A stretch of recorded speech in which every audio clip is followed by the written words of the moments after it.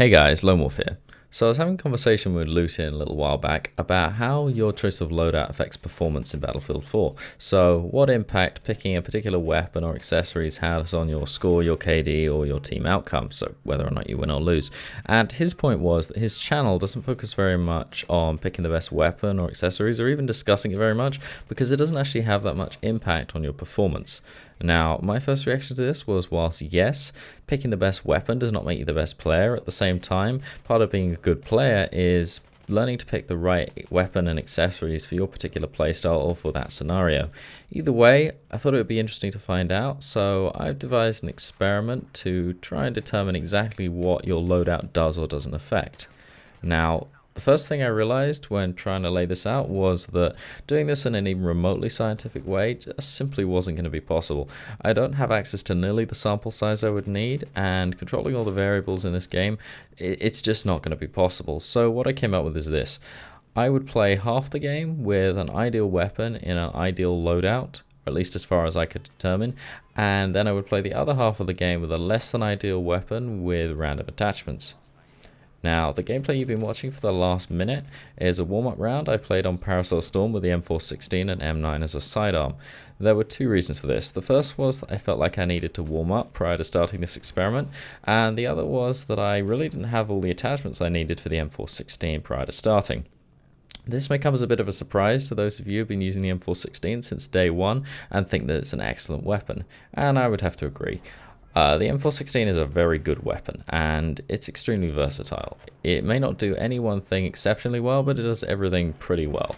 This being said, it's not actually the weapon I would usually choose to play on Flood Zone, or even my preferred assault rifle. I usually gravitate towards the M16A4 and Scar H because I feel like they offer a better maximum potential, but with an increased level of difficulty.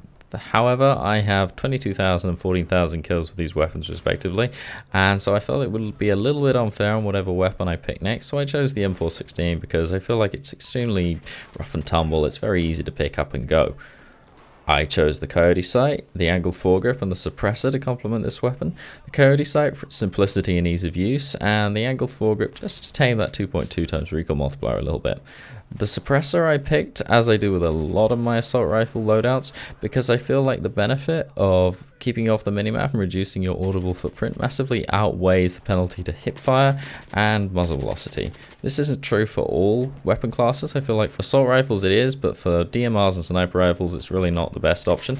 However, with assault rifles where your long range potential isn't really hurt very much, it does actually reduce the number of times you get shot in the back, and I'll note right now that from both my experiment and general play sessions, this is an attachment that I feel like is beneficial and will actually affect your performance.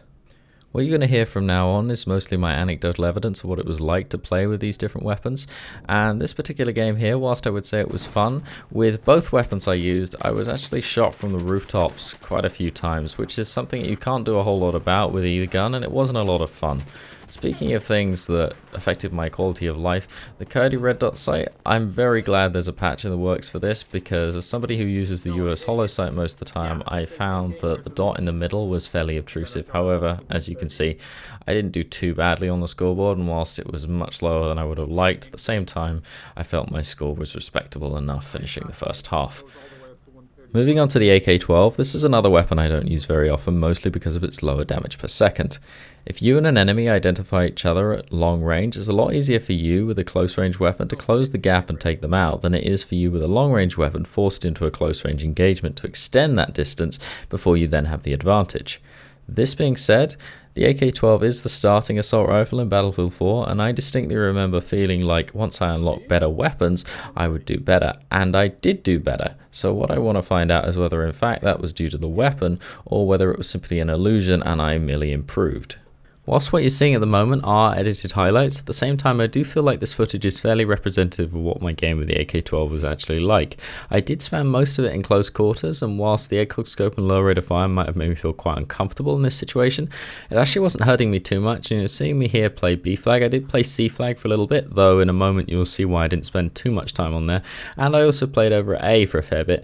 And as much as I would have felt more comfortable with the M416's high rate of fire, suppressor, and Coyote red dot sight at the same time, I don't feel like this loadout's hurting me too much, and you'll see right here, this is the kind of thing I was mostly dying from. People sat on the roof, shooting down, and then in a moment throwing down some C4. This is, by the way, the reason I stayed off C point. At this point, the server decided to switch my team, which was rather annoying because I felt I was battling against the advantage I'd helped to gain for the other team. And what you're going to see right here is one of the few occasions in the entire game where I feel like using the M416 would have given me a better chance of success. I feel like perhaps with the higher rate of fire and the red dot sight, I would have had a better chance of tracking the target and dropping him before he killed me with the law. However, like I said, it's one of the few times in the entire game where this felt the case, and for the most part, I didn't feel like this loadout was holding me back too far. I haven't talked too much about attachments because I did just pick them at random and there wasn't much justification for any of them, other than the ACOG scope that I picked because new players are the only ones I ever seem to see running around with scoped fully automatic weapons, so it seemed like a good fit for the AK-12. I'm just burning the A flag here with Jester. We do manage to get control of it, but we are caught up trying to fight our way back to the middle of the map, so we aren't able to capture any more objectives after this one. We did lose the game, and whilst my personal performance did suffer a little bit in the second half, I felt like this was rather more because I ended up on the losing team than because I changed weapon. It is possible that my performance would improve for practicing with either of these guns, but at the same time I don't feel like the difference would be extreme, since there were very few occasions where I felt like either the weapon or my proficiency with it were actually letting me down. Mostly I was being killed by stuff that I simply couldn't have dealt with either gun, and the only way I would have actually done better is if I positioned myself better or thought about the game a little more before going in. I think people have got to be a little bit careful about taking their score as an indication of how good the weapon they've been using actually is. Moving on to some DMR gameplay here with the Scar HSV. This is definitely a candidate for best weapon in class. In a group of weapons that all do close quarters very poorly, I feel like you might as well pick a weapon that does long range the best. And the Scar HSV is extremely precise with very controllable recoil and has good muzzle velocity. You can see right here that whilst I'm still getting used to this weapon, my accuracy is actually pretty poor, but I'm going to get away with it because I put these wooden stacks between me and the enemy on my right, and I'm only engaging in one direction at once. Those people there probably don't even know where they're getting shot from. I'm now going to switch over to this side here and deal with these, and so with very limited team support, I've actually been able to defeat this push onto C. This is a perfect example of where good situational awareness and an ability to control your engagements has actually compensated for my poor aim and for the inherent flaws of DMRs. I've been able to pick up quite a lot of kills and completely stop their push onto C, quarantining them at A and B, and I'm only going to die here because I'm stupid enough to try and reach that next pillar while I know there's an enemy behind the rock. At this point, the enemy team, unless they use a helicopter to try and go to E, must break through either our line at C, which is now reinforced, or our line at D, which is probably supported by tanks on the main road. My team has now lost D and E, and while Jester tries to get back control of those points, I'm going to push up to B. Unfortunately, I had to go on top of the dish because there was a tank underneath, and that's made me very noticeable and an easy target for snipers. I did okay in that half, and now I'm going to switch over to the RFB. I've outfitted this gun in a way that I feel reflects a complete misunderstanding of where DMRs should be used. I know some people do enjoy the RDS on this weapon, but personally I feel like the ACOG scope is really the only way to go on a DMR. But you can see I'm still actually able to engage very comfortably at this range. I am missing more shots, but ultimately I'm not getting killed and I am getting kills. This one here, as much as I did miss that, and maybe I had a better chance with an ACOG scope, at the same time, while I'm suppressed and taking hits, I'm probably going to die anyway. And right here, this was not a fault of the weapon. That was my fault. I shouldn't have been out in the open, and if I'd done that with the Scar H, I would have had exactly the same result. You can see from this clip here that even without the ACOG scope, which I consider to be the most enhancing attachment for DMRs, and using a different weapon, I'm still able to get kills at very long range. Now that second kill there may have been attainable with an ACOG scope, but it really is very hard to say. Giving up my elevated position right here and moving into B point is really not something I'd want to do with any DMR, regardless of which one it is or which optic I'm using.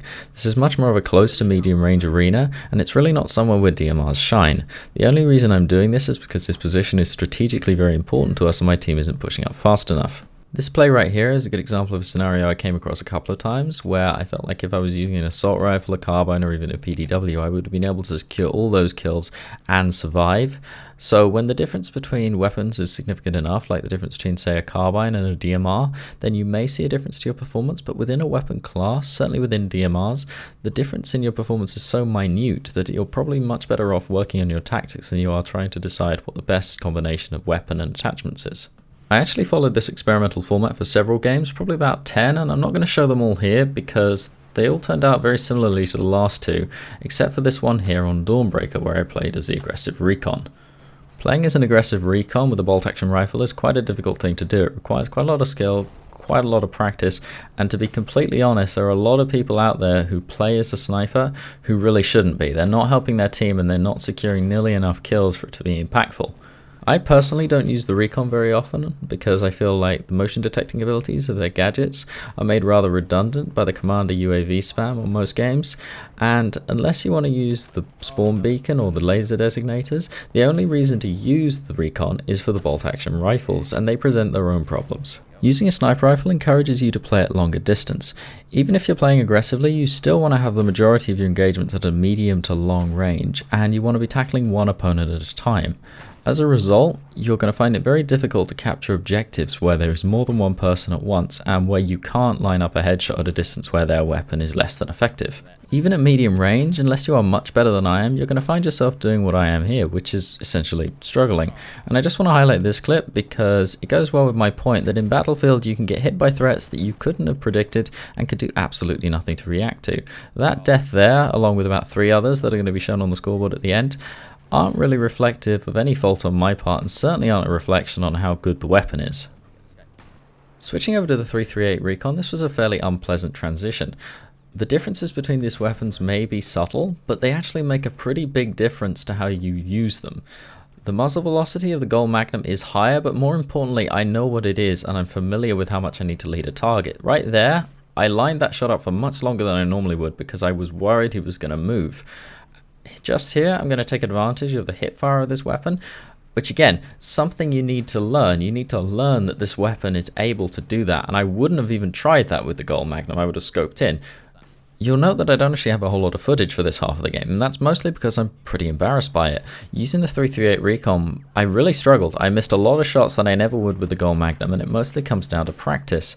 With sniper rifles at least, you really need to learn your weapon. You need to practice with it. You need to be familiar with where it excels, its muzzle velocity, its rate of fire, and you need to play it appropriately. So for sniper rifles, choosing a different weapon does actually make a difference to your performance.